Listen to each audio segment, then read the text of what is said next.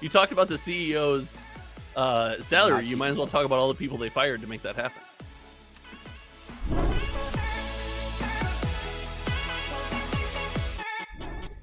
Are you recording now? Yeah. I won't say what I want to say then. Whoa, whoa, whoa. Welcome to MTZBWY with you, America's most favorite MTG podcast. I'm, of course, joined by the Jolly Green Giant himself, Josh. I'm in such a great mood tonight. Let's go. The Jolly Green Giant. So when I saw Josh in person this past week, when I saw Louis in person... Thanks for the invite, by the way.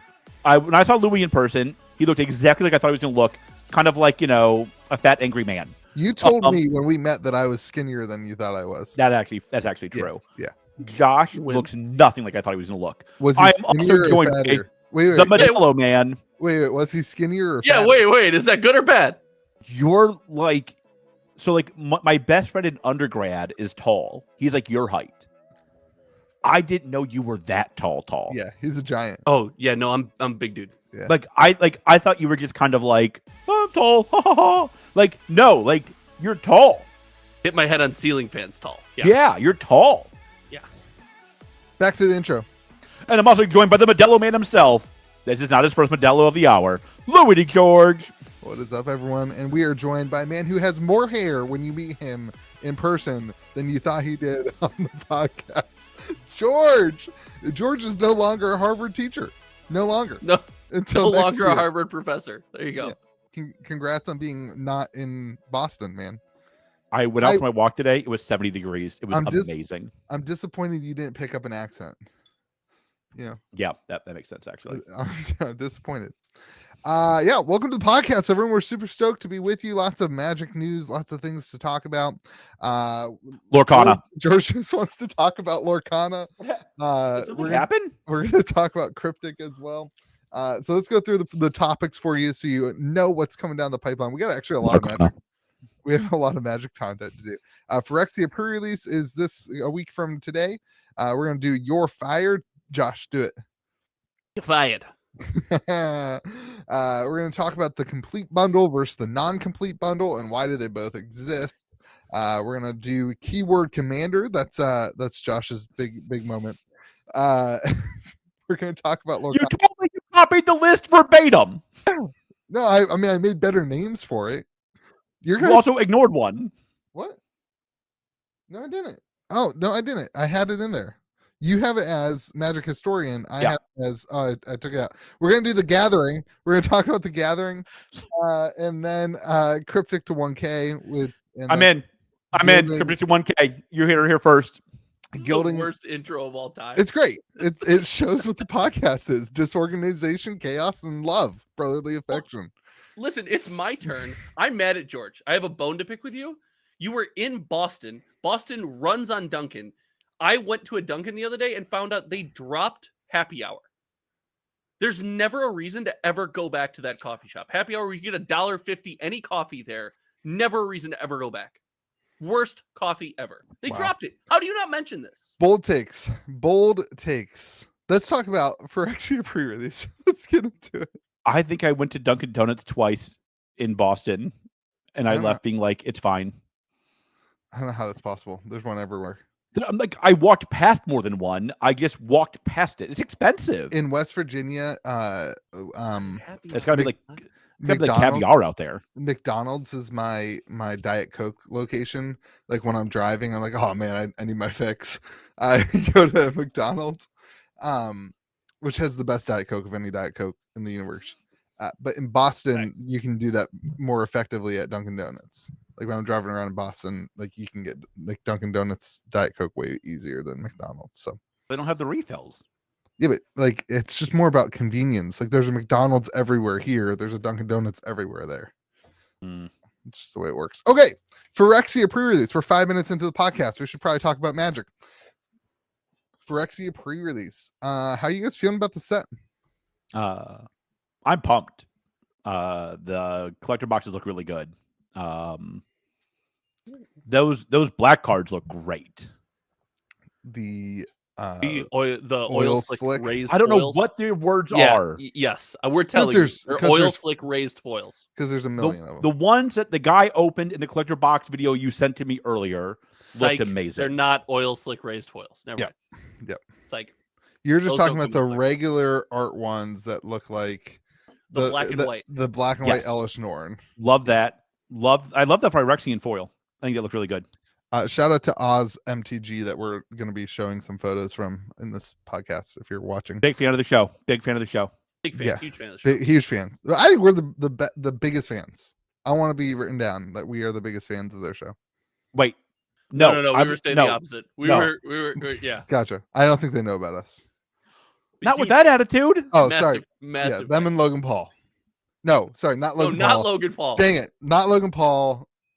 Only Coffeezilla. You're welcome. There you go. These look sweet. I'm like, I think they look really cool. I'm all in on them looking really cool. There's a billion, quadrillion, zillion versions of Elish Norn and of most of these cards. Like they took George's desire to have a million different like variants and they like blew it up to a zillion. It's like too many. I'm so glad I'm not doing singles for this set though. So I don't have to worry about it. I'll take that bet. I ordered like basically none of this set. So I want to be the cards in the set, especially that Phyrexian foil.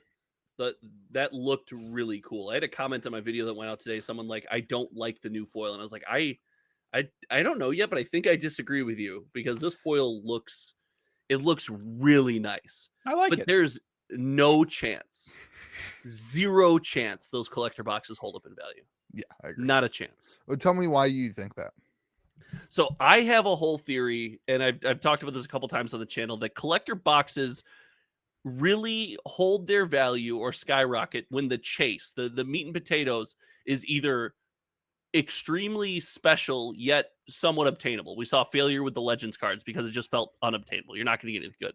But also when the cards you're chasing aren't really from that set. When you look like Mystic Archives, Brothers War, Kamigawa Neon Dynasty is kind of the exception, but it has that extreme chase factor with the pink strip Higatsugu cards. But then collector boxes where the special cards are rare treatments of the cards actually present in the set don't seem to do well. I mean, heck, Liliana and Dominaria United did poorly. Streets of New Capenna, which the cards are crazy playable. They're everywhere across multiple formats. The collector box did poorly. Like, well, it just seems like it has to be something else. I mean, I think it's print run is the answer there. Like, there's just the supply is so high, and I know, like in their fireside chat, they were like, it doesn't matter how many boxes you print, supply doesn't matter to like the economy. But unfortunately, they just don't know what they're talking about. Like, there is a supply versus demand element to trading card games, and the supply is massive. And like New Capenna is a perfect example. Like the waves of that thing were crazy. Like it was. Yeah. And I think George, wasn't at some point, wasn't New Capenna collector boxes, or are they still on clearance, like discount at distro? Yeah. Yeah, they won't be until they're gone. It's crazy. Well, I mean, like the problem is like, listen, the problems with what Roy said is like Amazon, right? Like you can't, distro cost can't be $50 more than Amazon and have stores buy it. Right. Like it's a pretty simple math problem. Yeah. Listen, like I have maintained, I said that in our January 1st episode, I said like the first year is going to be a little rough because the first part of the year is going to be rough because they haven't worked out the print run stuff yet. I think there will be a surprise transition to one wave of collectors. I don't think it'll be the set, but I don't know. Nobody knows. Like nobody knew when it went from one wave to two waves, and I don't think anybody will know when it goes from two waves back to one wave. That's fair. Love this take. It's also like for all of Wizards' weird like leaks and like spoilers, they keep that stuff really well under wraps in a way like I don't understand. Yeah, like how do they continue to keep it hidden? Yeah, I mean, like distro doesn't know. Yeah. Like that seems wild to me, but like they keep that really well hidden. Listen, I think these boxes will sell pretty well in store. I expect to sell most of mine out pretty quickly. I want to. I see. Like I disagree. Like I think the Phyrexian one with where the hollow is, I've got it on the screen. You guys can't see it, but where the hollow is behind, the one that you were saying was. I like that one. So like, I think it looks like carnival-y. I think it looks like a. It's great. I think People it love the carnival. like that looks cool. That looks like unique. Like and the one, yeah. looks cool. So I want to do. I know you. This is spoiler alert for you too. I want to do a shout out to Cryptic because Cryptic is doing a similar thing in Wave 2, but instead of just doing one massive whatever, they've got they have a cryptic text which is very similar to the Phyrexian text, and the background hollow of their cards I am is so much more bullish on Cryptic when we're not talking about Cryptic. the background hollow on each of theirs in Wave 2 is the cryptic text of the individual card, which I think is a really cool way to do it. I think if Magic had if that hollow pattern was something like the Phyrexian text of the card, that would be super cool. Like that would look really awesome and be special. I think those would be insanely high value. Like I think people would really, really like that stuff. But instead it's just like the set symbol in like this weird Pokemon hollow pattern in the background. Like Is it the set symbol or is it the? it's the Phyrexian symbol. Sorry. Yeah, the Phyrexian the symbol. Phyrexian Yeah. symbol. Which is also like Close in to the set in like, the set symbol. Yeah. Yeah. Like, listen. No, I it's don't actually know. the set symbol. Is it? Yeah. Is the it? set symbol? Mm-hmm. Nice. I don't know if I can get behind if they did it that way. Those foils would hold a higher value or a higher premium. I don't know if I can get behind that statement, but it does feel like maybe it's a little much. I want to hold one in my hand first and actually see it before I make that call. That's fair. Now, That's would the very, very text- fair. Would the text behind the card, the Phyrexian text as that foiling, would that make the card too busy to read? Like you're trying to read the card again, and there's text on text. Like in this case, Magic just takes like a hollow pattern and slaps it on the entire card with no regard to the artwork or the text box or to be able to read it. Like if they took the time we to can still read these cards. We agree that it's Look, weird and I'm cartoony. looking at it right now. I It's disagree with nonsense. you. Like I'm looking at it right now. I disagree with you. Like it covers the text. Like it's not that hard, and the smaller game companies are doing it. All of them. It's not that hard to hire a graphic designer off of Fiverr and have them put a mask on the foil process and slap it on for the cards. Like Magic should be able to figure this out, but instead they like do the cheapest option. Now possible. hold on. I'm gonna boo-boo you. Hold on, boo-boo, because you and I were making content for various games at the time, but in Streets of Capenna release, we saw gilded foil cards, and we were like, "Oh my god, these are amazing!" And look, I still think they're amazing. they are amazing. The community, and I would argue, shattered glass, the shattered glass or stained glass foils from Dominaria United, like those foils are incredible. The foiling process for Dominaria Remastered, the old boil or old border foil. The Oh, old yeah. boil foils. Old border foils from that set are incredible. Yes, maybe they're just trying so many things that something's going to fail, but it's not like indie TCGs are running circles around them in the foiling process. They've had some huge hits in the last 6 to 8 months alone. Like, listen, I agree. Also, like a new TCG does a set every 9 months. They have to do a set every 9 weeks. Like sooner or later, it's like our content. You run out of ideas and you just slap it together. Okay. Hope for the you're best. like, this set's going to 0. Hope for the best. Here's So, a like, symbol a million times. Forget the new TCGs then, but Sure. let's use like they're arguably, I guess, biggest competitor, even though they look at it like not a competitor of Pokemon. Like Pokemon's Pokemon's texture process and foiling process, like the trainer gallery, like they put so much attention to detail and making it something that is special. And when I look at this is my opinion, and this is a very opinion based conversation. When I look at this and I just see a hollow pattern that's just as slapped on, that's all it is. It's just rolled on hollow with no interest in the artwork. But that's I not don't fair. see.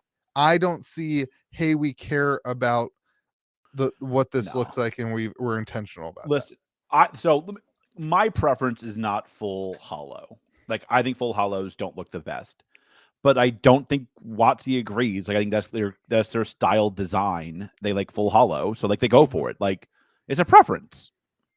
Like I don't think it's like disrespectful to the artist to have full hollow. I just don't prefer it. You're also, I Like- don't think you're being fair. You're not comparing apples to apples. You're doing Pokemon's premium foil. The premium foil in this set's going to be that oil slick raised How foil. is this not the premium foil? This Gets for sold. Because the Phyrexia in premium- background. That's not even in the collector box. That doesn't mean Like, it's not the but premium. right now we're the oil talking slick about the raised. Yes, but the oil slick raised foil is going to be the premium foil for this set, regardless of what's in. I agree, it should have been in the collector box because it's called the collector box, but that's going to be the premium foil for this set. Well, if they wanted it to be the collector version, they should have put it in a secret layer, not in any sort of product that you have to open. So, hot take, I said this on my video. This is a great transition to talk about this. Do you think that the oil slick version mythics will be a higher premium than let's use these ones that are the Phyrexia mana? Oh, George, you got to start this one. Oh yeah, absolutely, Thank you. absolutely. There's no question in my mind. Yeah. I also think you're going to be more heavily allocated on the complete bundle than you are on collector boxes. That's Probably the biggest question mark on there. And also, But, listen, man. I think the complete bundle is going to be wild. Like, are we going to skip to that section now? No. I No, want to talk about just the foil process. Oh, I was a thought that was the teaser. transition. That was a teaser, you suckers. I No. thought that Got was it. the Keep going, transition. Louis. No, I we just don't want do to talk about. transitions. We I do wanna hard talk- transitions. I want Continue. to talk about the foiling because I think with there's like 15 mythics in the set. Josh, you know off the top of your head? I don't know the number of myth stuff. I mean, that's like a typical number of mythics, though, right? I thought it's more Really? because I thought the oil slick raised foils was a selection of 20 mythics from the set. Okay, well, So- okay. If you know that, that's my point here. That like there's 2 mythics in every single one of those boxes, every single one of those Sure. bundles, and the number of mythics Complete are so bundles. complete bundles, and the number of mythics are so low that like I don't see a huge premium falling on the oil slick in the short term. I did a video where I said in the long term, I think that could as people pick up copies or whatever. But in the short term, again depends on the supply. But I think if supply is around what we see with gift bundles or something like that, then I think I don't see those prices holding up personally of the oil slick versions. I do think if the supply is similar to gift bundles, that the oil slick versions could be towards the bottom of the expense of the versions because of the supply of them. I don't think that'll be true no matter what. But like more importantly, I don't think supply will be anywhere near gift bundles. Like it's Why? gift bundles are because gift bundles are what they put out at the end of the year to kind of like, hey, this set's kind of not so super amazing. Have a cheap collector pack on us, more or less. The complete bundle, for all the critiques, is like clearly a product they put a lot of thought into. I guess welcome to the complete bundle. Welcome to the complete bundle section. No, we're not there yet. What critiques have you heard about the complete bundle? Wait, how are we not there? We're Fine, literally fine. We will discussing- transition. We will transition because we're supposed to transition to the gathering part. Well, like we can get to that still. Like you All right, can like we're gonna. We got you fired. All right, all the way up 4 topics. Those who joined us early. Sorry for lying to you. They made a liar out of me. Yeah, you liar, you fired. There you go. We're on now. All right, complete bundle. I think this is a test for should they do this instead of a regular bundle. I think bundles are like the only bundles that sell well are those with the stupid dice, like where they have like a really high end dice in them. Which, by the way, put in the comment section why you care about the dice. Oh my gosh, I Like- love the dice. Why? Like everybody Love 'em. loves the dice. I don't get it. I don't get it. I don't get the dice. I don't 'Cause get you- the spin down. I don't get it. Because you two don't play Commander. Like I have my dice bag that I roll into at my Commander games. How many dice do you need to play Commander? In some of the decks, like a lot. Define a lot. 10 to 15. Yeah. So like your one dice that you got from your bundle ain't gonna save your butt. You're gonna have to buy dice anyway. Like No, you have a collection. Gosh, like I have a bag and it's got my dice from all my pre-releases. bingo. So you already have a bag of dice. Like Yeah, I and don't I get this add dice to collecting. it. I add to it with the bundle. Let me be very clear here. I'm clearly wrong about this because people care about the dice a ton. too. You guys are Or totally the off. spin down. I don't get the literally spin down. just said that, but The- great analysis. But like they're clearly trying to figure out are changes needed to the bundle to make it a more desired product? And I think the complete bundle might be a preview into what they're thinking might be the transition. I think they also saw that the gift bundle did better than the regular bundle. And so they're trying to figure out where does the Brothers bundle War? need to live. This is where I don't agree with your statement about gift bundles. Like, you're saying that Brothers War needed help selling the set and that it was not a high powered set or not a set that sold well. Like, that's the last set with a gift bundle. I'm saying the bundles are usually the thing that like distro has like the most of left over. That's why I don't understand why you would say this is like not good for like why you think the complete edition is going to be super allocated, because they also are because this is the first time there's a bundle with a unique foiling in it, and those are going to be bangers, and people are going to want them badly. They're also super pumping the bundles with the WPN exclusive life counters. So Yep. I personally think that the bundles are going to be pretty heavily available for stores. I think they're going to sell out because I agree with you. I think this is an amazing product. I did a video this week. I think this is the best product of the year, potentially. Maybe not with something they do Lord of the Rings, like those commander decks may break it, but I see this product as the Warhammer decks of last year. Like, I think there's no amount of these that they could print that would stay like in the realm. So first of all, WotC challenge accepted. If you challenge them to print enough of a product, they will figure out a way. And I think they know that. Like, the value in this is insane. You get 12 set packs. You get an amazing, like a really cool, like initially it seems amazing. I think the foiling is gonna, I think the mythic side of this is gonna dip, but the 10 lands that you get in that pack, I think are gonna have more value than the mythics. Like, those things are like, the whole product is perfect, and I think that I think they know that, and it's gonna be, the supply is gonna be large.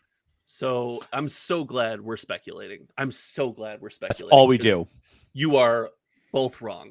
This is the first opportunity Wizards is going to take back into the foray of collectability. This is going to be heavily allocated. Wait, what is your evidence? What is your That's evidence? what I said. How am I wrong? I largely agreed with you. Listen. What's your evidence for that? Like, that's just what you want. Nothing.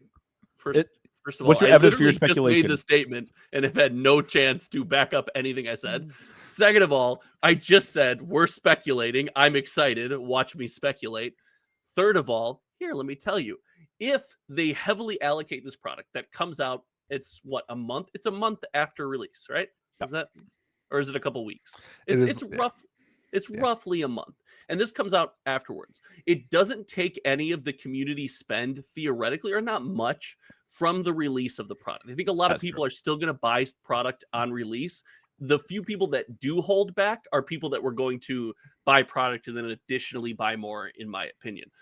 But what it does is it gives a second wave of excitement to people, things to get excited about. They don't lose any money here, right? We buy into the product, and then if it's short printed, we now think about this product fondly. Maybe we grow attached to the product, and it gives us an excuse to revisit and buy some of the stuff that will inevitably still be on shelves. But as I talked about earlier, the collector box will be on shelves.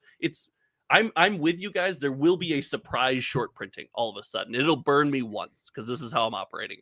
But that box will still be on shelves. People will get reinvigorated about the set. They will go back and revisit Phyrexia All Will Be One, all because of this bundle. And then when it's gone, it creates that emotional attachment to the community. They don't lose any money by doing this. They lose nothing. There's no reason not to do it. Well, you had me in the first half. I hear what you're saying. I again just feel like I want that too. Like, I'm there with you. I just don't see everything that Wizards is doing for this bundle. All their advertising for Phyrexia has been about the oil slick foils and about the bundle. Sure. But like, all their excitement has been put into this bundle. I don't see Wizards being like, hey, here's everything, guys. Oh, by the way, we're not going to cash in on that. So I wonder if we're not saying the same thing in different languages. Like, Josh, you're not suggesting it's going to be like the premium edition of Warhammer Decks Limited, right? Like, that'd be insane. No. I don't think it'll be limited. It's also not expensive. It's more accessible, so it can't be that limited. My gut is we're going to get everything that we're allocated, more or less. Maybe we'll get cut 10, 20%. But that's it. There'll be no reprints. That's my gut. Is that like that'll be it and they're done? Because you traditionally bundles aren't reprinted either. That's fair. That's true. So like The I do packaging think process and everything is different. These are good points. Yep. that's all I have, baby. So like I think this will not be terribly allocated on the get-go, but I think people are gonna be like, oh shoot, I need to order another 30, and they're like, oh, we're out. Good luck. God bless. Yeah. I can see That's that. my I think that's a I think we're all talking about the same thing. It's my That's vision what of this is a one run. It's a one and done, and what I- you get is yeah. what you get. Now, I think- now does distro hold back and then leak some of that out slowly over Yeah, time? I think Maybe. they're not holding back as much magic anymore as they did last year for some reason. When it shows up on Amazon, I it's, think they're not very holding back as scary. much well, anymore. it was on Amazon, sold out. Like this is one of the very few times that the Amazon product listing has a sold out listing and not just a high price. complete bundle to 1K. Like, listen, Complete I'm bundle. in. It's sold I'm out in. on Amazon. What more evidence I'm do in. you need? Complete I bundle to think- 1K. yeah, You heard I it here know. first.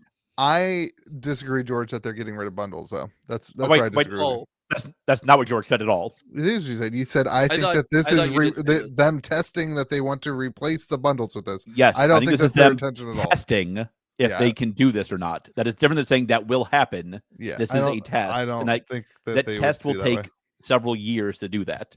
Now- Even if they think it is better.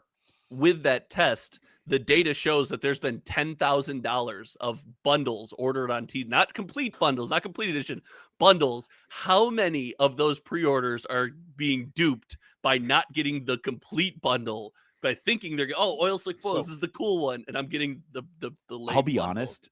That's like $8,000 more than I thought you were going to say. Bought Like, bundles on it's TCG Player. high compared back to other sets. I don't have the exact comparison in front of me, but it's high. Hot take, George. You're wrong about bundles too. Yeah. Like I think No, but your community, Can you say the take? Like your take that people don't buy bundles or want Oh, people don't buy bundles. bundles.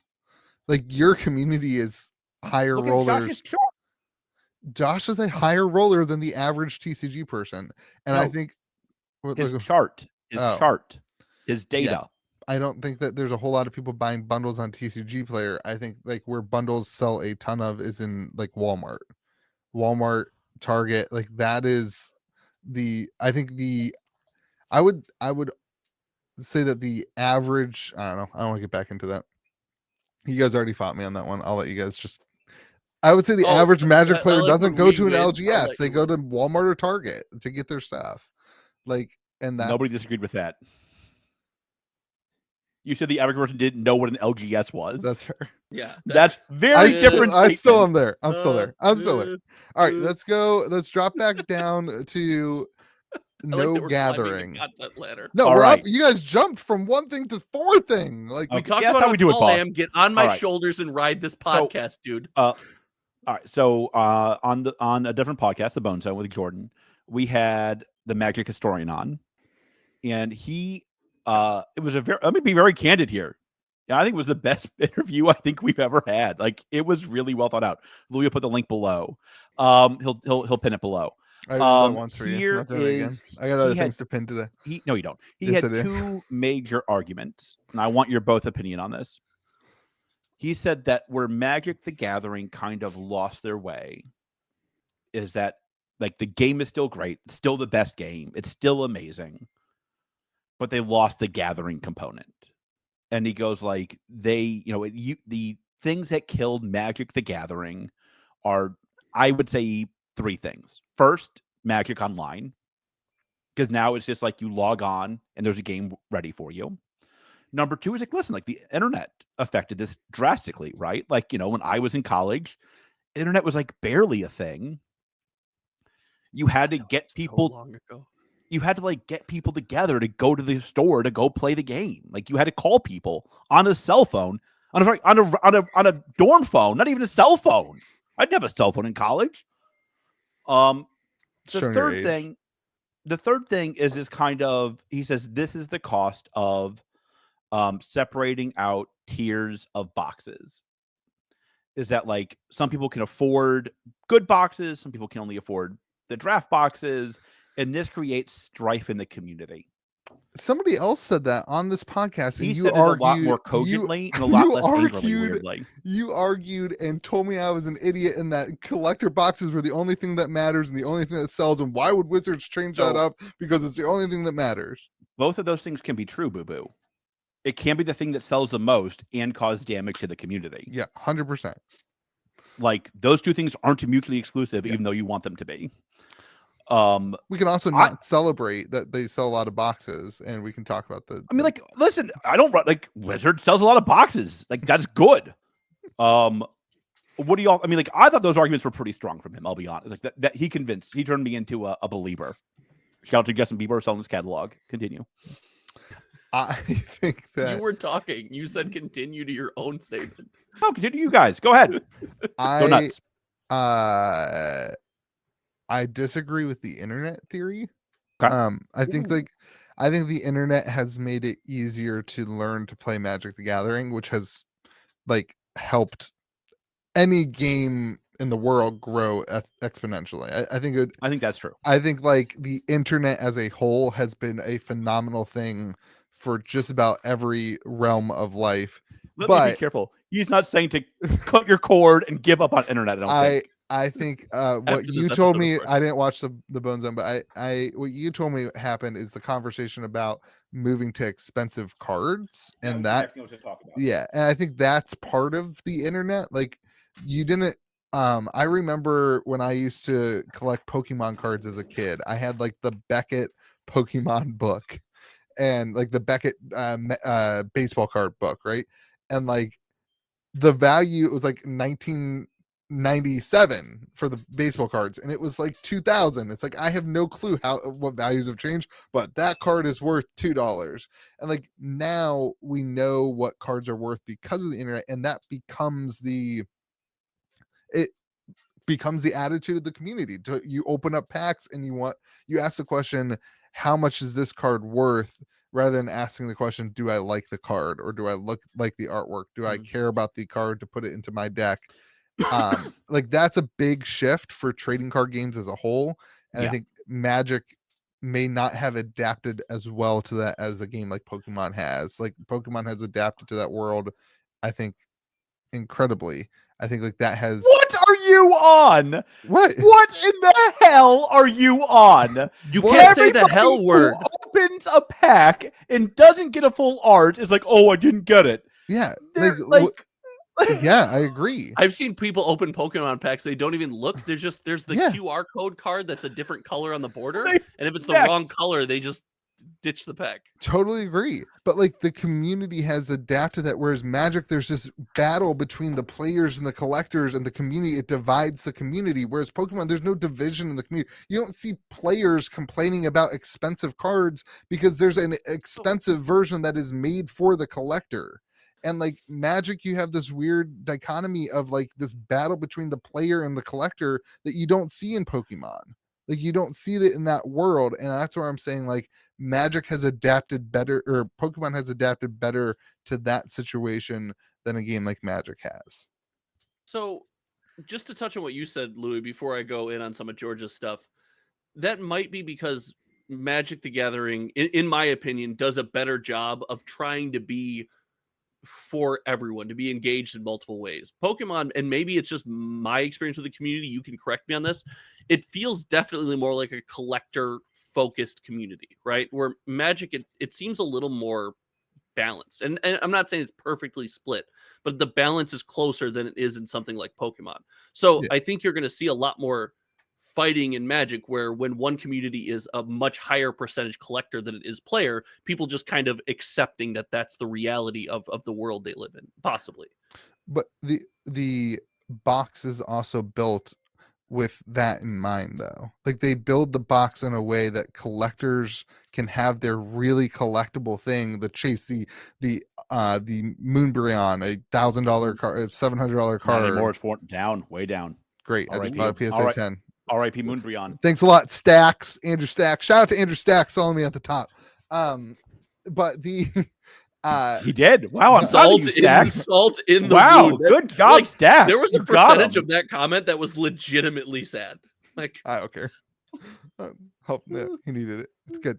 Anyway, He wanted to sell it. Like, he was like, he needed to get rid of it. I don't like, I wanted one. Anyway, what was I talking about? Oh, like the collectible thing is there, but like the Umbreon is like a 50-cent card, a 5-cent card for the player. Like, they built the box in that way. The Moonbreon's a collectible version that's super expensive, and like Magic just doesn't, like, it's not the same but like thing. the Worm Coil engine is a very cheap card in the standard like printing from the Brothers War, but the serialized one is far more expensive, right? Like, You're right. You're bringing the one time in the last 28 years that Magic has done that. Yep. Like, the serialized cards are a great answer to that. But as a whole, in the community for the last 28 years, recently, there's hardly any difference between like a foil multiplier and the cards. Like, there's not. I would love to look at and we don't have to do this now, but just chat. If you're in the chat, something like remember the special Ob Nixilis that you and I were really hype on back when it came out? Was that Streets of New Capenna? Yeah, it's worthless. I looked this up the other day. It's worthless.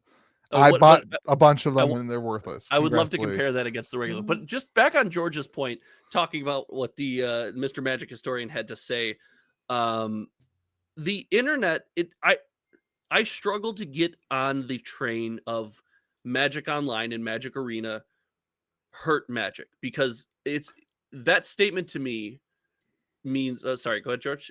I don't think that's what he was saying. What was he saying? It hurts paper Magic.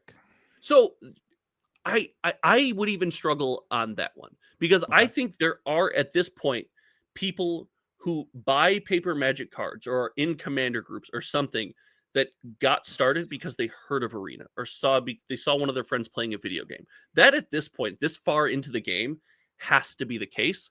And I think that would outweigh the number of people that are like, oh, Magic Online and Magic Arena are a thing. I'm never buying or playing paper again. Like, I don't know how that would shake up. But the internet did what I said to TCGs, or my opinion of what the internet did to TCGs was it made hobbies vastly more accessible for people. So now Magic the Gathering is not my only hobby. I can play Magic, and I can play Cryptic, and I can play all these different games, right? And I can do it. I can move in and out, because when I want a Magic deck, I can net deck, I can get the Magic news, I can figure out everything going on in the community in a short amount of time and move on. So now Magic has to contend with what is a shorter attention span from its hobbyist, from its enthusiast. Which requires them to do more sets a year, which is a complaint that we have often on the... and George said this to me. It's interesting because of this shorter attention span. There's always something going on in Magic. And I agree, Louis. I'm in the camp, like, I want that emotional attachment to a set. But the way they do it now, it does constantly demand your attention, at least to read an article, at least to watch a video, something. Like, it's doing it. The kid who ships cards, shout out to Joey, was hanging out in the store shipping cards the other day, and somebody was like, "Hey Joey, when's the next pre-release?" Joe goes, "I don't know, probably like next week. We just had one." and then everyone's like, "Oh my gosh, it is next week."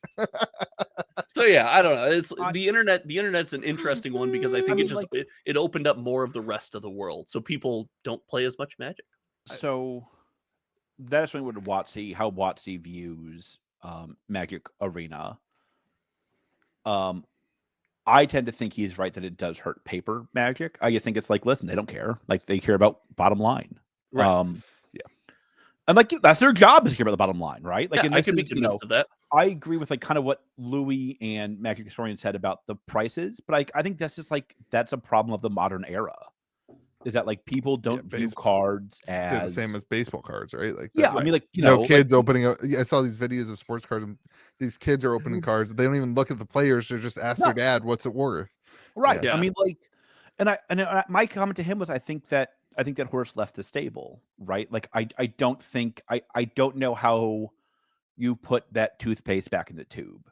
Like, when everything's come about monetary value in everything, I think it's just kind of something that like we have to deal with now.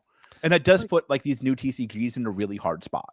It means like, that, like, listen, it means like print runs are super important. And we're going to talk about Lorcana in a minute. Like, it means like Lorcana is in an absolutely no-win position. Somebody said that. Oh, I'm sorry. We'll get to Lorcana and how Oh. absolutely Oh, dead wrong you are, and how much crow. I ate a Oh cold my chicken gosh. finger for you. You better eat a live chicken. Why not a crow? No. Crow probably tastes too good. You eat a live chicken, has more feathers. All right, wait. So it was Arena. What was the other two? It was Arena. It was Arena, Internet, Magic and Online, the Magic internet, Online, and the the separation of the boxes. yeah, boxes. Like there's values. I think what he's missing there, in my opinion, and I think the what I'm starting to learn in the most recent Hasbro conversations and what's going on with like D&D and Hasbro and all that world is the thing that Magic missed the most in the last 30 years was building their IP. And you're seeing this in I think that's absolutely true. You're seeing this in Netflix, where like Netflix now like is basically getting rid of all these old shows that people used to subscribe to Netflix for in favor of creating their own series, and all the companies are doing that.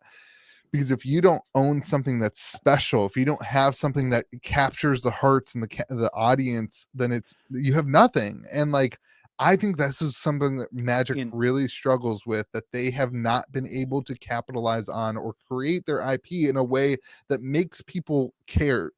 I'm doing a lot of Pokemon comparisons. We had a really great weekend of Pokemon. I'm pretty excited about it. Actually, I can't believe we're not talking about Pokemon, but let me finish my take, George. Pokemon has this thing where you care so deeply about the specific Pokemon. You collect all the Charizards, you collect all the your favorite Pokemon. Magic doesn't have that connection to the IP. The majority of people don't. Josh just rolled his eyes. Josh, I don't think the majority of people like know the main characters of Magic. If you were like, hey man, tell me who the main 4 characters are in Magic the Gathering, I don't Shout out to Liliana. I don't think that the average Magic the Gathering player knows that or can do that.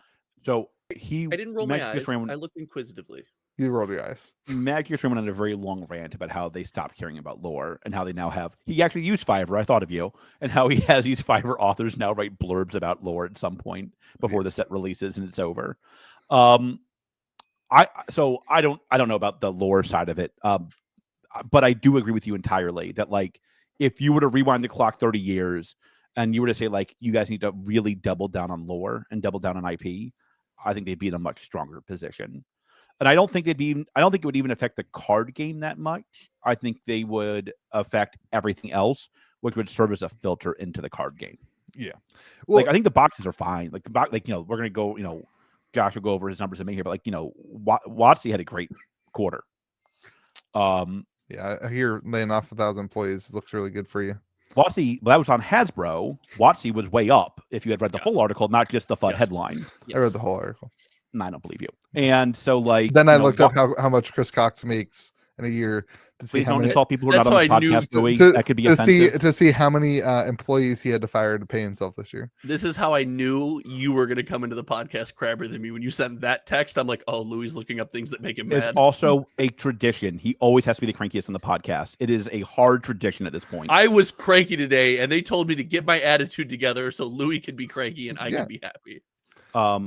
I think like the IP fumble is pretty stunning, considering they have unlimited resources. So yeah, and I think like you hit the nail on the head when you said the word lore, because like when you think of Magic IP, you just say, well, I don't care about the lore. Right. And like Magic didn't capture the world enough to like create an IP. Like where we say it's Magic's lore rather than just saying it's Magic the Gathering. It's the IP, it's the brand, it's Harry Potter. You want to say, I don't care about the Harry Potter lore. You say, I don't like Harry Potter. You know what I mean? Like you define it by its principal factor. Like, I don't know. Sure. Anyway, all right. What's where are we going next? I'm lost in you guys got me all over the place. We're going, you're fired. Are we going? You fired. Keyword commander. What do you want to talk about? You talked about the CEO's salary. You might as well talk about all the people they fired to make that happen. God, that is not the way this works. Just to mess with George. I'm well aware, but God, I'm sure the employees feel the same way, George. French kiss on that reaction. I thought you were gonna break your neck. I'm sure on their way out, they're excited that I'm sure Chris Cox will be here in 2 years. I'm sure. That's a bold take. Like, listen, and we should That have was this conversation with Well, that to with be known that was sarcasm and not my take. we have this Wizards firings, layoffs. They're always dirty. Wizards They're always bad news. and we generated always feel for them. $339 million in revenue during the fourth quarter, up 22% to last year. And they did 1.33 billion in revenue last year. What is last year? Is that 2021? No. So so you're comparing 2022, they did 1.33 billion. Is that what you're asking me? What was the 2021? The year you're referencing was 2021 or 2022? 2022, they did 1.33 billion. More than, so they did more in 2022 than 2021. No. Okay. They did 3% more. They did 22% more in fourth quarter of 2022 versus 2021. Right. That's what I was asking. They did 3% more in 2022 versus 2021 as a year. Cool. I'm glad that they did more in revenue in the fourth quarter than the quarter that had Innistrad, Midnight Hunt, and Dungeons and Dragons Adventures in the Forgotten Realms. This is a really big success for them. 22% is a hell of a big difference. I think I could make a set today while I'm sleeping and make it a better You set. should call Chris Cox and give him your resume. I'm sure he'd make love a to better hear from set you. than D&D Adventures in the Forgotten Realms. I'm sure he's waiting on your resume and there will be no issues. Okay. Tell me all the things you like God, about that Adventures. background check is going to be awful. 22% is a pretty stout increase year over year for a quarter. Yeah. And also, Louis, you can sell more things in a quarter than just the current two sets. Sure. You could sell like Innistrad, Crimson Vow, Kaldheim, and Yeah. Strixhaven? You can't say that this year was a total disaster and their revenues go up and this quarter and they're up 22% in the last quarter. That's pretty impressive to me. Josh, take Not to Louis, 22% increase. Get out of here. Like, Get out of here. You're Do better, comparing. Chris. I'm just usually like comparing like a terrible year. That 2021 was bad. Like, I agree. 2022 sets were way better. Like, we had great year. I agree with that. Magic sets were great. Do you mean Did that kill you to say? I could In see the pain in your 2022, the face sets when you were- said it. Like, compared to that? 2021, of course I do. 2021 was horrible. That's why I'm saying like we're comparing like one of the worst years of Magic in 2021 to like this year. Hold on. That's a comment section. What was the worst year in Magic? I have to know what the worst year in Magic was and how much recency bias is going to say Magic 30th edition. I want to know Just a Magic 30th worse edition. year than so Modern Horizons 2 saves it. That was the first set of the year in 2021. Shout out Modern Horizons 2. MH2 Stop printing it. Strixhaven, which was okay. Strixhaven's good. Yeah. That's Innistrad, Crimson Vow, Kaldheim, Time Spiral Remastered, Innistrad, Midnight Hunt, and D&D Adventures in the Forgotten Realms. It's a pretty rough year. Yeah, not great. Yeah. Not great. Moving on. That's what we're comparing. Yes, that's what you compare to is the sets last year. That's how you do comparisons. Okay, what's your point? My point is like, listen, that's pretty dang good to me. Okay. Up 22% is pretty good. In revenue, did they say what their profit was up? They didn't say that. They don't release that, I don't believe. Convenient.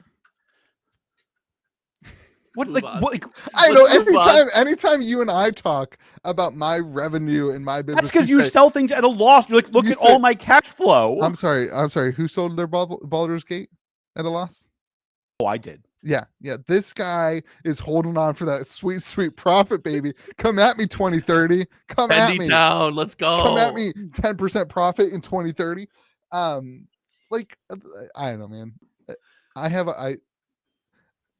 You are reading into them and being like, yeah, everything's great. And I think that's like a pretty short-sighted I'm reading statement. that 1.33 billion in revenue is a lot of revenue for WotC. That's a big number for a TCG and Dungeons and Dragons. Yeah, that's a like big that's a number huge number. Like that's their biggest year ever. Like Mark Rosewater said it was her first year over $1 billion. Like, which I don't think can be true with as math, by the way, but that's a different topic. But like 1.33 billion is a big number to me. Yeah. Like it's not like it's pretty far over $1 billion too. I also wonder like what the hell's going on? They keep losing money if they keep like Nerf needs to carry their weight. Come on. It's literally nerf or nothing. I'm in. Well, Nerf they to have- 1K. Don't they have They have a bunch of IP. They have yeah, G.I. Joe. yeah. They think It's not G.I. just Joe Nerf. movie bombed. I mean, this goes back to like they need to get rid of, like they need to separate out the two. This is AltaFox article's dream. Shout out to Rudy. Oh God, I'm so glad we get to talk about that AltaFox article again. Yeah. I was laying in bed when you sent that to me. That was so much fun to read. Yeah. The AltaFox article, like I think that for those of you who don't know, if you're listening to the podcast, you weren't around back then. The AltaFox article basically suggested, it was a investment group that basically suggested that Hasbro separate Wizards of the Coast and Hasbro. Spin it off. Yeah, because the profit margin and the revenue of Wizards of the Coast would cause it to grow exponentially, and Hasbro is essentially, it was dead weight. It was holding. I think it's very, very, very, very hard to read these numbers and not come to the conclusion that they have a point. Well, I mean, like, yeah. I think it's increasingly challenging to not join AltaFox's team on this one, if we're being honest with each other. The unsung, important, and like fun part of that article is when they outlined the life cycle of a Magic the Gathering player, and I think both Louis, you and I were like, "Oh my God, that's exactly how it happened for me." Like, how did they get it so perfect? It was pretty impressive. Yeah.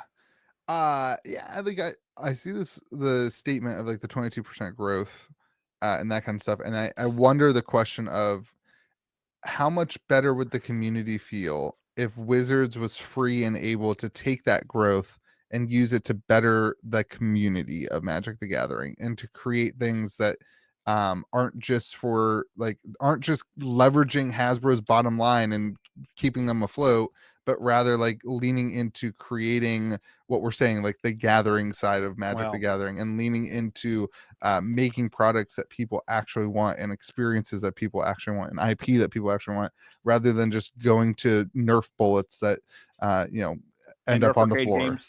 Shout out to Nerf Arcade Games. Great product. It's a great game. Like they have the My Little Ponies, they have Monopoly, I know they had Power Rangers, they got Play-Doh. I didn't know any they had Play-Doh.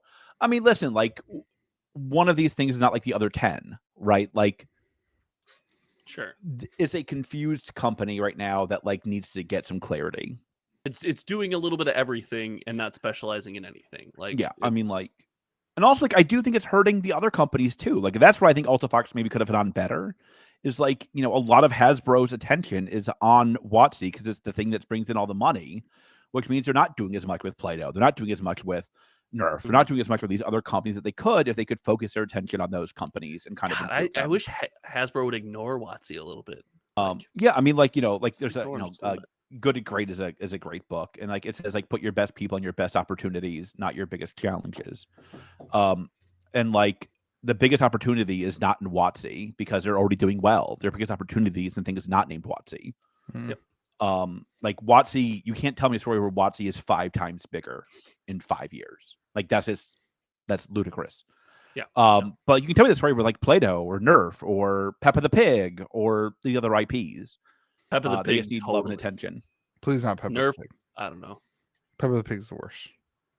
It's I don't think you can stop it, dude. It's the worst. Is it still popular? Listen, don't. If you're listening to this podcast, never let your kids watch Peppa the Pig. You'll have to hear it all the time. Go with Bluey. Go with Bluey. Bluey's great. Listen, Bluey's Australians get it. They understand like how to Bluey's make Bluey's the TV. goat. For Bluey, sure. I would watch Bluey by myself, like without. Sometimes I do. Cameron doesn't even know what's going on. We're just like, this is for Dad. Bluey's great. Anyway, I don't know. Like, I think this kind of stuff sucks. Like to look at you see something like growth like that happen, and we're connected to it with Hasbro, and like, meanwhile, people are losing their jobs. Like that sucks. And that's the worst. That's the worst part. It goes back to the leadership over a long time period, but also like their focus and things. Like the community's upset because their two biggest brands are not doing the things that they need to do. And like, man, it's like they can't win right now. Hasbro just cannot. They cannot win. It's been a lot of dunking. They just need a complete reset in my mind. Like they need a clean house. No. No, They're disconnected. Like from Oh the my Magic God. perspective, they are completely disconnected. They're disconnected to the tune of $1.33 billion in revenue. Like, Okay. Like people are It's- buying what they're selling. You just don't like that they are. No, I mean, the they- revenues, like, unless they're they are- committing they are massive, buying, right? massive fraud, people are buying a ton of what they're selling, and It- like you just don't like Yeah. that. I guess. I just like with the amount of short-term profits that they have taken in the last year, Magic 30, 70 secret layers, like an astronomical amount of things that are short-sighted and against the 30 years of history of the company, a 22% increase doesn't impress me with what they are sacrificing to get that increase. So I don't know if I can agree that secret layers are short-sighted because they can just as easily do 70 this year. I think something that's more short-sighted, and a point I've made in the past, and I don't know if it was here in this podcast, but it was Magic is constantly cashing in on nostalgia right now. We look back at things like Time Spiral Remastered, Double Masters, both of them, Dominaria Remastered. They're cashing in on a lot of nostalgia, and if they don't create an environment of sets that we can become fond of, they won't be able to cash that nostalgia check again down the road. So I think that's a better example, in my opinion, of No. cashing out and short-term gains than something like Secret Lair. They could just as easily print 70 Secret Lairs this year. People love the sets that got them into Magic, even if they're bad sets. Look at Ice Age boxes. Ice Age is a completely worthless set. People still buy Yeah, but boxes for a lot of money. That's so old. That's my point. Is that like in 10 years, we're gonna be like, God, Theros Beyond Death. I love that set. Let's do it. Like, I think Theros Beyond Death was a good set, though, wasn't it? it was sold terribly in the beginning. It was Did the it? my first ever dud as a set. I The God cards were like so overly printed in collector boxes. I think Like, they I really really were. tanked that set. I think I agree with you, but for all the like not any of the reasons that you're saying. Nice. Like I think people probably connect to Ice Age and say, I loved Ice Age. It was what got me into Magic. And if they really digest that, the gathering side of that was what they miss and what they loved. Doesn't matter because it had snowlands in it. That's not what it was. It was the connection they had to people in that moment and the playing cards and loving the game like that. I think that's what Josh, there's not going to be that nostalgia now when you have a million different sets every year. You don't have that kind of connection to the set of playing with your friends in the LGS, really getting into it and really digesting a set and having those experiences around one, like a set like that for an extended amount of time. I remember playing War of Spark for like a couple months, like 2 or 3 months, doing draft, doing like That's my point. The set came out 3 years ago. yeah, but the things have changed so radically in 3 years, George. That's the point. That's my point. Is that like you have nostalgia for that set? Like the set came out 3 years ago. Like yes, but something like let's everybody Kaldheim, like we'll see you what won't- happens. And I agree. Let's see what happens. But it's easier for me to see Louis having an affiliation and an attraction to Kaldheim or to War of the Spark than someone having an attraction to Kaldheim or something for AFR when there was another release the next week or so, or that rapid release cycle, right? There's pros and cons, and in my opinion, that's a con. The nostalgia will be, you guys don't like this, and that's fine. The nostalgia will be for the special sets. It will be for Modern Horizons 2.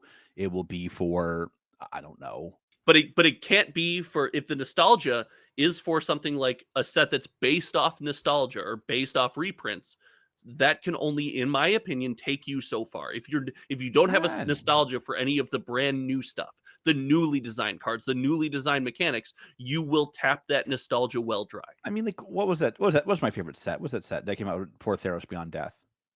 I love the artwork. The crazy set. This other's Oko. Oh my gosh. Throne of Eldraine. Throne of Eldraine. I loved that set. Also before all the era. craziness. Yep. That was the start of the craziness. That was that was the first set. Yes, that was the first set that had collector boxes. That was the first set that did 5 sets a year, 6 sets a year. I'm sorry, that was the first set. Well, 6 sets a year. We're at 12 releases a year right now. I think you're at 4 plus 2. They said, right? I think we're at 12 major releases. 2022, I believe, featured 12 major releases across major sets, and then the premium Commander product in Warhammer. Oh yeah. I mean, like that. Like Throne for me was the start because they had the collector boxes. I can see that. Like that was the start of we're off to the races. Are you pulling up? I'm looking at I have all the sets from that age back here. Do you have them in order? Because mine are just thrown on the shelf. Throne is by far the best artwork in any Magic product ever. Don't at me. I loved Throne artwork. Yours are just get it out. Get it out. Go ahead. They're just thrown on the shelf. They are. Let's move on. We've been on this for so long. Oh. All right. Great. Staying on topic today. All right. Complete versus non-complete was supposed to be the next topic. Keyword Commander. We'll do it some other time. Let's talk. You want to do it? You want to talk about Keyword Commander? Nope. Keep rolling. All right. Cryptic to 1K. So, I'm in. Oh no! Wait. We had to do Lorcana first. Wasn't that supposed to be Lorcana? Cryptic. Right. We're doing Cryptic. We'll do Lorcana next because it'll transition nicely. Cryptic. Absolutely crazy this week. Boxes were like the market really dried up on boxes. The 1K thing's just a joke. I want to actually. George and I had a good conversation today on the phone. Josh, you had hung up on us, and then George and I had a talk. Of like looking at this product and asking like in a market like this, where do we see boxes potentially going? And the 1K the 1K thing came up as a joke. But what, George? I see this box going wonderfully to the hometown TCG display. I've never been more wrong in my life than the to 1K. Everything we say goes to 1K, crashes and burns. So you should probably say Cryptic now, everyone. What? Come on, man. I'm just getting into it. Huge shout out to Cryptic and Tanner. They sent me a gift box. I think it was Tanner directly sent me a gift box with a ton of like decks and a box, and I get to read the comics. This guy is GOAT. Cryptic to 1K. Cryptic to 2K. We're all in. All right. So whatever. Let me explain why I think boxes are going nuts, why it scares me and why it doesn't. Yeah, this is good. Like listen, like supply's gone. This is the Tanner and I had a long talk when he was here, and like we're like going over like the fears he has, and one of the fears was like the market dries up of boxes before wave 2. That fear now seems to be pretty easily realized. Like I don't know if you could buy a box. If you wanted 40 boxes today, I don't know if I could find them at any price. No, there's like 3 boxes on eBay. Yeah, I mean like the boxes are dry. Yeah. It scares him for a good reason. It scares me for a good reason. So why I don't think that's good news is that it does create a barrier of entry for new players. That does scare me. There's cheap single stores. I don't know if there are any good ones offhand. Well, that's not what I was going to say, but go ahead. There is a barrier to entry to people who want to open packs. I agree with you. Yes. There. Yeah. And that's how people interact with card games. People like to open packs. I don't think that's 100% true though. That's not like you speak of that in an absolute. Like people also buy singles. I think they do. I've never started a card game where I didn't start by like playing the game with a friend and then opening a pack somewhere. That's like, right. I eventually, I agree. Singles is definitely better, but you open packs. So that's why it scares me. By the way, I am not telling you to go out and buy boxes of Cryptic at $250. I think you're a brilliant genius, godsend, mega brain person if you overspend on new card games. I was told to say this from certain people on this podcast. You see what he's doing, right? But here's where it doesn't scare me as much as it scares me in some other games. What Cryptic has not had yet, at least none have come forward publicly yet, is a mega whale come in and buy up 400 boxes and create artificial scarcity. That person does not exist yet. I think that person exists. I think that person is Whatnot. But like that's my point. Is like there's people who buy it on Whatnot and they sell it on Whatnot. Right. But my point is like I think that's where most of the I agree with that. A large chunk of boxes ended up in Whatnot, and like the Whatnot, like shout out to the Cryptic crew, like the Whatnot market is a really cool community. There's like 5 or 6 guys who are doing Whatnot, and like they all share like time and they raid each other, and like it's like a really good vibrant thing that I think has a lot to do with why boxes are this high. I agree with that entirely. Let me start off with that. But like in other new TCGs, you had like 1 or 2 whales step forward and be like, I just bought out this huge supplier of every box of whatever. Yeah. And the price skyrockets. Then he's like, I also bought out this store. Price skyrockets again. And what happens is the prices skyrocket and the market freezes because now nobody thinks they're actually worth that much. It's just like there's no it's artificial scarcity. Yeah. That I have not seen evidence of that yet in Cryptic.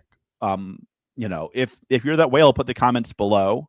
But show your receipts. Yeah, that's fine. That's fine. If But you're that whale, raise your hand on the podcast. Louis. But like. I've opened vast majority of my boxes are on the single store. You don't get a huge singles inventory by not opening boxes. I mean, and also keep in mind, everybody, like Wave 2 comes out in 2 months. And this was going to be my point. Like, I think for the community, this is the time where the community will show its true colors, in my opinion. 100%. For the community, people need to come up with ways of helping other people get into the game. Build pre-con decks, give them to your friends. If you have things like that you can do, that's great. Utilize your extra singles, like that kind of thing will help the game grow from here. And then we get to Wave 2, and Wave 2 is happening. We got boxes $100, $100, $110. Like, that's a great. And very importantly, I believe Tanner still has booster decks. Yes. So there is if you're like, hey man, like I don't care, I'm not in for the hype. I want to play this game. Everybody's talking about how awesome it is.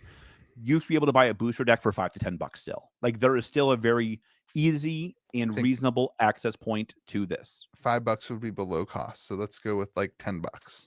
Whatever. I give them out for free. All right. Yeah. I don't know your cost. I just give them out for free because I'm a good store. And that's the indie TCG community, right? Like Tanner sent these to me. I plan on taking them with me to local game stores in my scene and just that's how you're supposed to do it. People. I guess I have to defend myself because George just attacked me with that. I also give out the booster decks for free to play the game. See that? Less than $5. Good job, Louis. It's also below cost. That's below cost, so I'm proud of you. I don't know. You have to be at an event. You have to be able to learn to play for that, or you have to be learning to play. Not for me, baby. I'm like the Oprah of booster decks right now. Yeah, he's showing up every 5 minutes to learn. I need the knowledge. Shout out to a guy who listens to the podcast in my community. He's going around and he's taking some of my booster decks, and he's gonna go. He travels a little bit for work. He's gonna go to a bunch of LGSs and teach the LGS owners how to play, which I thought that was pretty cool. Yeah, shout out to Daniel. I'm not.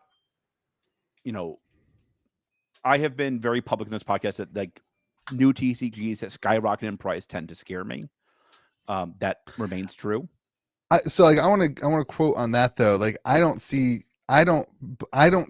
Cryptic as skyrocketing in price because what actually happened with Cryptic is boxes before the Kickstarter delivered, boxes were at $250, $260. That's true. Yeah. And then boxes delivered and people sold it. Those who were in it for flipping were able to double their money on release. This is the conversation you've talked about with sorcery. The amount of boxes came into the market, people flipped their money and took their tendies. You saw this on eBay. People had 38 boxes. Stores had their freaking stores were selling their LGS kits from the Kickstarter instead of using them to. Nasty. Yeah. We had all that kind of stuff. But my point here is all that stuff is gone. And now you are seeing that the community is a size to sustain the print run. I think was 7,000 boxes or something like that. Yeah. And the community has grown past that size, which is creating these problems. Not, I guess, a problem. You're saying it's a problem, but the boxes being high valued. The nice thing, I think Wave 2 is coming out. So there's plenty of singles. Singles you can build a deck. We have people do this twice a week in store. People are building decks. Their decks cost $45 for a competitive Cryptic deck. Let me be very clear. I don't think the prices right now are a problem. I just think they're trending towards a problem. Yeah, I mean, boxes, 2 more boxes on eBay could sell, and we're at the 1K. That's what the joke is. I'm in. So I think again, this seems like a pretty healthy market still, and this what Louis says is exactly right. This is the time for the community to prove. To test their mettle, right? Are you going to help new players learn the game or not? Yeah. This is the time where we have to step up as a community and help people get into the game. It's not that hard. And for Tanner, this is the time to grow the community from Whatnot Discord to LGS gameplay, players, growth, which like perfect timing for his Van Tour, which he's doing. Those of you didn't know about the Kickstarter that's coming out, he's doing a poker deck that's also a theme deck. So your 52 card poker deck will actually have text on it. I think there's two options. There's one without this. That was a beat. That was a bop. Yeah, it was a bop. God, that was a great song. But the Kickstarter will have decks that they play as a constructed cryptic deck. And all the money from that is funding the gas for his Van Tour, where he's going to all these LGSs to teach people how to play the game because he cares about that side of the community. And that's why I don't have any doubts in the success of that transition. Do you think he'll have his cell phone with him? I don't know. Telephone, also a jam from Lady Gaga. Continue. But only the remix with Queen Bee. Continue. Wow. Lady Gaga, not my favorite. Really? Literally, okay, come on. Ra ra, ooh la la, la la, oh na na. Lyrical genius. Josh gets it. Not my favorite. Lyrical genius. You don't like the Gaga? Nah. The musical voice of our generation. That's fair. Like, I'm not complaining. Maybe not George's generation. I don't think she's that old, but ours at least. I'm not saying that's not true. It certainly defines a lot of our generation. But that doesn't mean I like it. Well, this one for a whirlwind. This is great. Continue, Louis. It's your fault. Yeah, that's 100% fair. At one point while I was talking, you were dancing to Lady Gaga. So yeah, I'm all in a Gaga. You're not going to bother me with that. Anyway, Cryptic going well. Really cool to see people. My community, I mean, it's been crazy. We had 13 on Saturday for like constructed Cryptic. That's as many. Oh, we had 17, I think, at our pre-release for Dominaria Remastered. But like, our community is pumping. People really liking it. On March 4th, you can come join our community. Hopefully, in the new space, if we get power and the walls painted and water and all the plumbing. We have water, but like, there's a lot of things going wrong. Like how that's where you stopped. He's like, no, Josh, I have water, idiot. I don't have power, floors, tables, or electricity.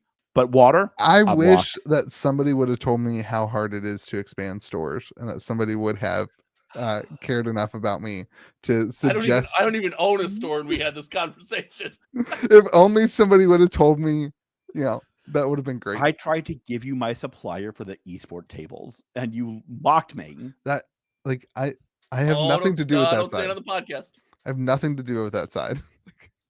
I'm like, that's not my side of it, so I don't know how that works. Before we move on, Cryptic gets one more shout out, because anytime you acknowledge like your smaller creators and people just on a podcast talking about you, I think that's just really nice. So I appreciate them so much. I'm excited to spread the decks around and spread out their game. So it's really nice to me. Far from their smallest creator. I think you're probably their tallest creator. That's true. Certainly. And George alluded to, I'm much fatter in person also. And, at the beginning. You're not fat. You're not fat. You're just large. You're not fat, but you're definitely not their Did you say lard or large? Both. It's fine. You're definitely not their skinniest creator. Like you are just like you're a hulk of man. You're a hunk of man. You know that Lady Gaga meat dress? That was you. This episode sponsored by Lady Gaga. Never mind. Thanks, all right. Speaking of Lady Gaga, boom in your face, sucker. Boom. What? Lorcana, son. Oh, I thought we were talking. I thought we were on MetaZoo. I forgot about Lorcana. I don't have. Oh, this is the last time you'll ever forget about Lorcana, dude. Something bad happened on my Lorcana. All right, here we go, everyone. Lorcana is now. Bad happened when these announcements dropped, and you ate it. I just want the record to reflect that I, for one, am shocked that a team of the world's greatest game designers, backed with the world's largest IP with an unlimited budget, would find a way to make a good-looking card game. I never saw it coming. World's greatest game designers? Ravensburger has basically that's not fair. Has a lot of the best game designers in the world. If you're not Jamie Stegmaier, you're not the greatest game designer. Oh, God. God, listen, I don't have my game designer That's trading the cards worst handy. take. I don't Sorry, know who I Jamie. like. Why do you hate Jamie so I much? don't. He's just the most overhyped board game designer ever. That's probably fair. Are you literally just firing shots at somebody right now? I don't know if I Wait, would Chris, say, on the one like podcast. you. He's brilliant and the best game designer. Good call, Josh. He's I on the don't know podcast. that I I would apologize. say I don't know that I would say he's the most overhyped, but he probably, I think being like the most hyped game designer is probably fair. And so like you can make that argument. He's certainly like the most public board game designer there is. Anyway, that's He's also- he has nothing to do with Lorcana. Welcome No. to our podcast. It's great. We're on topic. It's fantastic. All right. I Yes, want to Louis? restate my previous points on Lorcana. Let's restate that. I highly doubt it, but go ahead. I think Mhm. that Lorcana is a silly investment at this point still for individuals to be spending the amount of money that people are spending on Please Lorcana. be nice to them, Louis. Please be nice to them. That's fine. Nothing against them. I just Thank think you. it's a silly investment. I That will. could I'm hurt my gonna. feelings. I'm gonna eat crow. The Lorcana sample cards that were passed out at the Disney event, that would have been a very good play. Still very risky, might you? Still very risky, but in hindsight, was a very good call. As a individual, I said that I would not be investing in Lorcana, and that is still true. As a store, I said I was waiting to see what they did. And on this announcement, I am all in as a store. So I want to hold on. I because this would be unfair if we didn't point it out. You said at this time with what I have, I wouldn't put a bunch of money in Lorcana. Yeah. However, at that moment, the people that did would have gotten a much better deal because the hype is higher. You don't get as much credit for being on the Lorcana train here, dude. So all right, You I'm bring still, up the caboose. I'm still very, very anxious about the print run of Lorcana's first wave. Oh, it's going to be bonker. Wait, okay, hold on. Let's talk about a few things. Let's try to add some structure here. First, the sample Good luck. cards are going for like $10,000. I sold one this week. Listen, I think you're a brilliant genius if you buy one for $10,000, because I'm not allowed to say that that's a stupid thing to do and you're an idiot. But like, I will just say I sold one at $10,000 and I feel good about that. I would not be buying at $10,000, but I think you're a brilliant soul if you do. That okay with you, Louis? Yeah, that's fair. Okay, good. I just want to make sure I didn't offend anybody. Like that we're complimenting people's souls. This is Absolutely. Brilliant, rich people. Gorgeous, vibrant souls. Genius, rich people. Says George Yeah, absolutely. They're just the biggest brains. with his Louis gumball Vuitton painting bag in the back room. Louis Vuitton So, bag like- when he showed up, by the way. George, All right. those pieces of gum were Please don't insult me. So that's mean. So there's a couple big things that they announced. Let's go over what they announced. First thing, they're doing 4 releases a year in 3 languages. That stunned me. Yeah. Has that ever? I can't think of another time that's ever happened. I have no clue. Harry That's a Potter. lot. I don't know. That's a lot. That's a lot of variations. It's also on not a this card. TCG. It was. There was Yeah, the one. Harry Potter TCG. Lasted as long as Lorcana. I have no clue if that was printed in 3 languages. I was just They also here's the one that made me the most hyped. There's no first edition box. There's just the box, right? There's a box. They learned from other games' mistakes. Yeah. This is like to me, Pokemon 25 years ago. but look at the new TCGs. I get like, it, they man. all I do get it. first edition. Yeah. And I don't think that worked out well for anybody.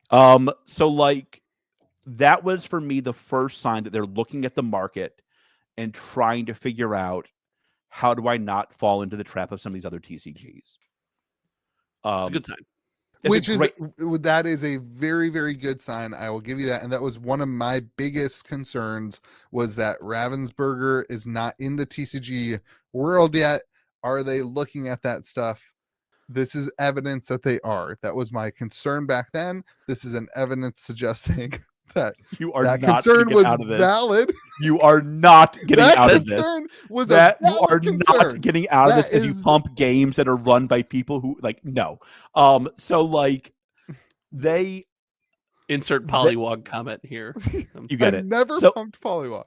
so like it shows me that they're trying to figure out the pitfalls that other games have fallen into and avoid them.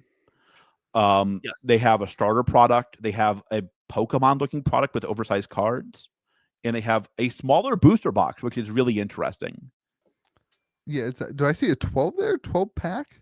No, I think it's 24. I think it's 12 per Okay. side, I think. There's definitely a 12 on the screen. 12 something. Maybe it's 12 cards per pack or something. I don't know. It could be 12 cards per pack. And importantly, the D23 cards are basically, they're not entirely confirmed, but it looks like it's going to be alt art on the D23. And so we don't know if there'll be alt arts in the set or not. They Like the seem to be going, D23, the artwork in the D23 promos, it was different than the cards. right. Okay. Yeah. Interesting. Now, Listen. the rumor from Distro has been two things important. A, they're all in on gameplay. Like they are talking a lot about gameplay. And in the least surprising tidbit ever, demand is through the freaking roof, which I never would have guessed. I never would have saw that coming. That really shocked me. That was a legitimate concern that No. maybe people don't know what Disney is, George. Maybe That's a people good don't know point. what Disney I is. never said there It's a wasn't going to be legitimate demand concern. for Lorcana. I never ever said there wasn't going to be demand. My point was that Ravensburg will cash in on the demand. That was my point from the get-go, that they are not going to print this in some sort of small number like an alt TCG, that they're going to print it in high numbers, Pokemon-esque numbers for the release of this. That's been I still believe that. What I think the issue will be is I have it goes back to like the one issue that they have is like what's the right number? There will like the idea that they're not putting first edition on the box all but confirms there will be waves. Which Because if not, that is not, you just have first edition, right? So I mean, the fact that they intentionally said there's not a first edition box tells you that there will almost certainly be waves. Didn't they like even comment? Did I see this, that they even commented? They were like, we're not following that trend based on seeing what happened to other TCGs. Yeah, they did. I love the shade. They're also like- we're not releasing print run numbers. We've seen what happens to other games. They release print run numbers. You might as well let your competitors work out some of the kinks. Like that's Absolutely. absolutely fair. So like, I mean, there again, like, my guess, boxes come out at $10 billion and crash. Listen, okay, first off, let me say this. I would be very, very careful from pre-ordering this online, because what I've heard is that the store's allocations and cuts are going to be extreme. And like, this is going to be one of those worlds where stores put up a pre-order for 1,000 boxes. Oh, I asked my distro, I asked my rep for 1,000 boxes. They sell 1,000 boxes and they get 20. You know what I mean? Absolutely. And then that's when stores have a checking account of $1 million and they say, well, see ya, and they dip out. Remember Double Masters VIP? This was Yep. What was that? Yeah.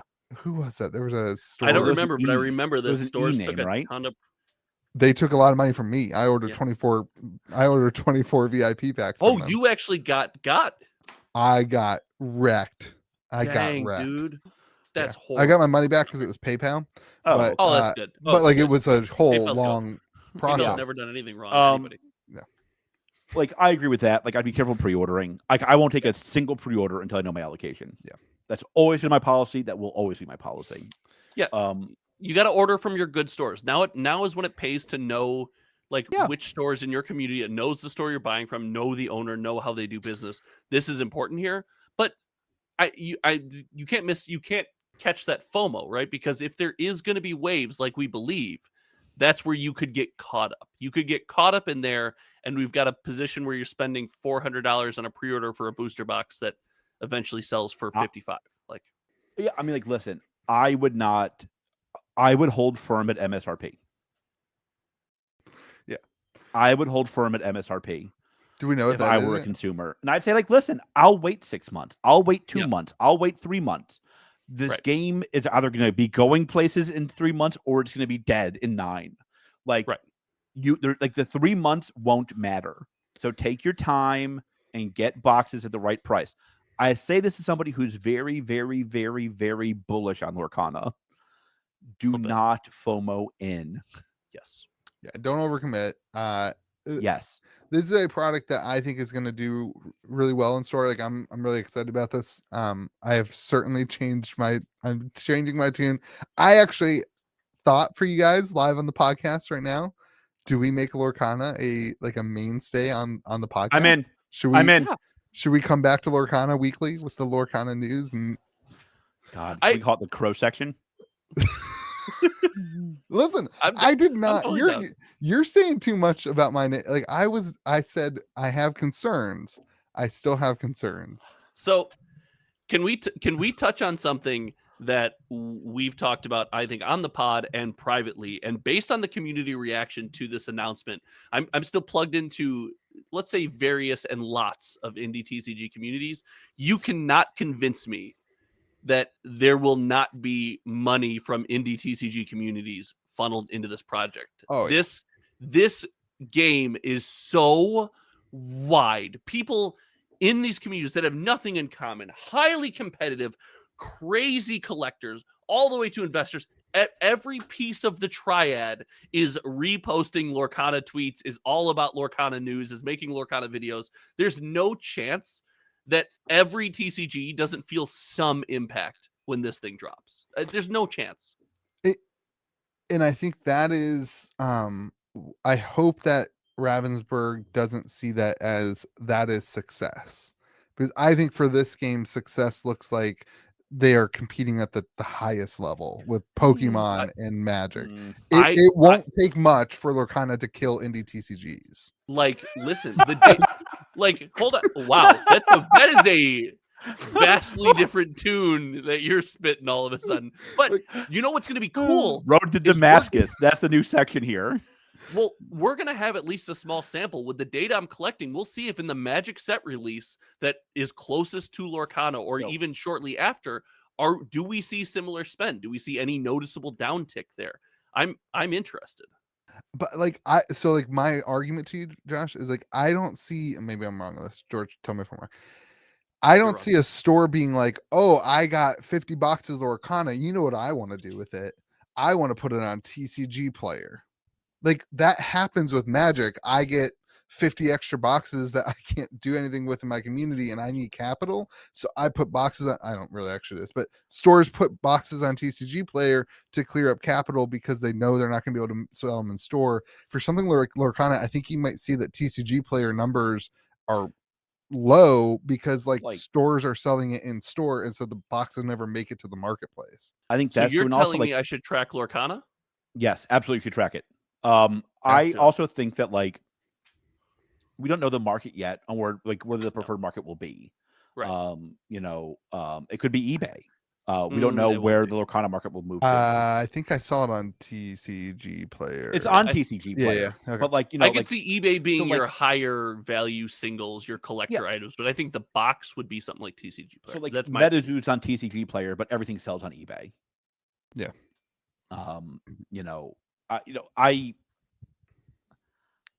I think it's very hard not to be very optimistic about Lorcana with what they released. Yeah, I mean, that day I called George. I was like, I'm wrong.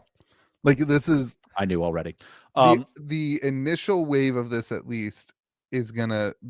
It'll sell out and it'll sell out instantly. The question is what happens after that. How do they sell out of the wave and then they print 10x more to cash in on that thing? And nobody wants it. Yeah. That is my concern. That's why I'm telling people don't overcommit. Stores, you should stores. This is one of the very, very easy moments in our life for store owners where there's really no risk. George does not agree with that assessment one bit. George does not agree with that assessment one bit. Josh doesn't own a store. Josh doesn't agree with that assessment. You think if you ask for 1,000 boxes, you're going to get 1,000 boxes? I have no idea. But let me tell you, I will only order boxes that I feel comfortable taking. Wow. okay, this is a good conversation to be having. Thank God I can't pre-order yet, because I would have just been like 1-0. Like, here's the trick, is that, like- How do you do this with everything we discuss? How do you go from here to here? It's just life. It's like makes good content. I lost $1 million on Lorcana. Here's how I did it. Great. That's a great video. I would not lose $1 million on Lorcana. I think I lost I $2 would not million. I think overall you're right, Louis. Like, I'll be asking for a very aggressive number. But like, listen, I won't be like, I won't be asking for 25,000. Like, I'll probably ask for 4,000 or 5,000. Right. That's a lot of boxes. That's a lot of boxes. Yeah. What? It matters how many boxes you get, right? Yeah, like my gut is out of that. I'll get maybe 1,000 or 2. That's my hope. Like it maybe Or kind of the 1K. You heard it right here first. Probably not. That's probably not true. Here's my Not this fear year. is that you could tell me a story where that happens, and that's stupid. Like, what they're doing right is the no first edition, which means the consumers need to do what's right and be patient. 100%. They are telling you to be patient. You need to listen to them. I could see, this is where I fear for those people who are buying those expensive products. Like, again, the Disney promos. Yeah, con promos are one That thing, though. that's done. Like, that's on. The moon's on that one. Like, there's a guy I know. I already know there's a guy who owns doesn't he own like 40 sets or something like that? It's like crazy. So like that guy's just gonna keep buying them at $10,000 to prop his other numbers. That's how this thing works. Like, go back to my previous comment about Cryptic and that it's missing. Like, it doesn't have that guy buying everything. Like, that guy, I'm sure he's a lovely St. Louis. I don't want to say anything bad about him. I'm sure he's a wonderful, special human being. But like, I don't think he's helping the Lorcana market. Well, it won't be if he's buying up boxes. Yeah, right. That's the promos like, is one thing. The boxes is a different one. If this guy's buying pallets and pallets and pallets of boxes, I'm sure listen, he is. I've had 3 people ask me for a pallet already. Okay, George, thanks. Yeah, leak my info, leak our conversation. That's cool. I'll slide in your DM. I am excited to open this with my daughter too. Like, that's another side of this that I think is cool. It'll be interesting. I go back to that like Pokemon theory where you collect the individual Pokemon. It'll be interesting to see, like, do they have a Mickey Mouse in multiple sets? And so like you love Mickey Mouse, so you collect the Mickey Mouse thing. Like, that'll be like Charizard. Like, that'll be the interesting thing. Another note to say is, like, they have certainly marketed this first chapter towards that kind of demographic, like kids. Like, the decks are, princesses and Lion King and God, I'm gonna rock the hell of that Lion King deck. Dude, oh my gosh, can we play Lorcana on stream? Absolutely, 100%. That'd be a blast. So they're definitely 100%. working that, and like a lot of the initial conversation of this was like, are they going to put Star Wars in it? Are they going to put all these like Disney IPs? Not yet. Yeah, it's super interesting to think through that. But yeah, the Pixar set. Oh my God, the Pixar set, dude. Oh baby, feed me. My tune has changed on this. I am still very, very cautious as a individual. Like, I will not be like, I'll probably keep a case or something like that for myself, but I'm not gonna like go all in as an individual on this because of that print run question in my mind of like they keep this in stock for 3 years and they just keep printing it. Like, they think of it as a board game, that kind of thing. Like, until they prove, I rather miss out. In my opinion, I'd rather miss out and hit that second set or the third set in a bigger number. Right. But I think as a store, like, man, the demand for this is crazy. The people are the excitement for this. And I was wrong about that for sure. So everybody and their cousin, man, it's all about Lorcana. It's interesting. This is gonna be You're the second person to use the word interesting incorrectly today. It's exciting. This is amazing. It's so much fun. I find things that are exciting to be interesting. So when I say it is correct. All right. Moving on. Yeah, let's do it. Moving on. George, you got an update this week that you're pretty excited about. Yes. So they are. I have not gotten my Kickstarter yet for the zoo. Who's they? You said they are, and then he said, I have not gotten my Kickstarter yet for the zoo. I think he was just getting himself back into it. Oh, gotcha. I have not gotten my Kickstarter yet for the zoo. Mike said he's kicking those bums to the curb, and we are printing them ourselves. Screw it, we'll do it ourselves. Listen, I'm fine with that. I just want my decks. You know, Would you rather take a refund at this point? I don't know, to be honest. Here's the problem: I kind of want the gilded decks, and if my Spidey sense is correct, Mike will do something pretty special for those of us that have waited a long time. Yeah, he said there's going to be a promo, so I'm waiting on. I think like 2. I think it's I'm waiting on more than 2. Yeah, I'm waiting on some, and like. I think Mike will actually do something pretty cool for us. So like, I think I'd probably rather have the thing than the money. Yeah, it's just like it's a I don't know. Clearly something got lost in translation between them and the company that does the gilded decks. And now like this sucks. Like this is the cost of having partners who aren't this is the cost of having partners. Like you have extra risk, right? Like you have extra risk that like they won't follow through on your expectations, and you have to do it yourself, and that's hard. But like, I'll get my decks, and I think Michael will do something pretty cool for it, and that's fine.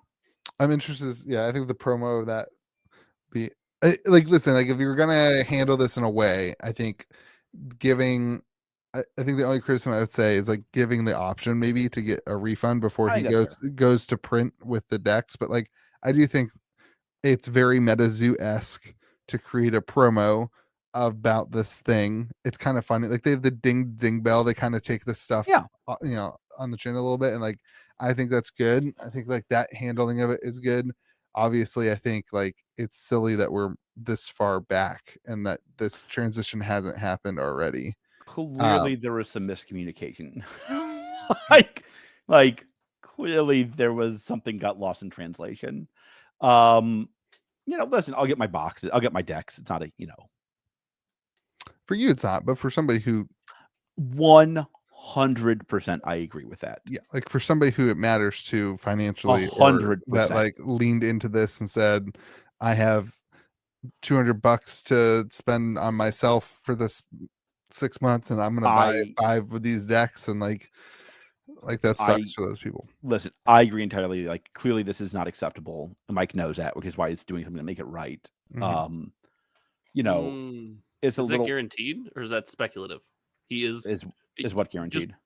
That he's doing something to make it right. Like you mentioned when you mentioned it earlier. He said he's doing something. He's doing a promo.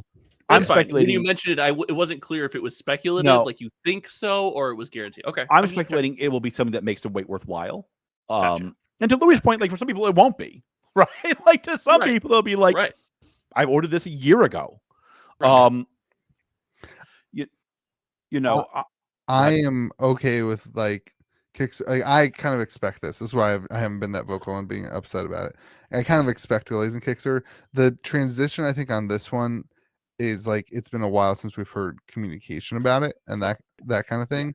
And I get like whatever, like the transition of the only thing that bothers me, I think we were also told we were going to get our decks first, and we haven't gotten them yet. If I remember that right, if you did like the highest tier, you were told you were going to get them first, and I remember that.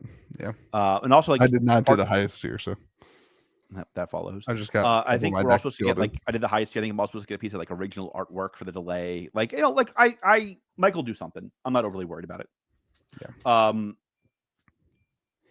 I am optimistic I'll get my deck soon, and that is a new feeling for me, and that makes me feel good. Like I have been a little cranky about my decks lately. Yeah, as you both know.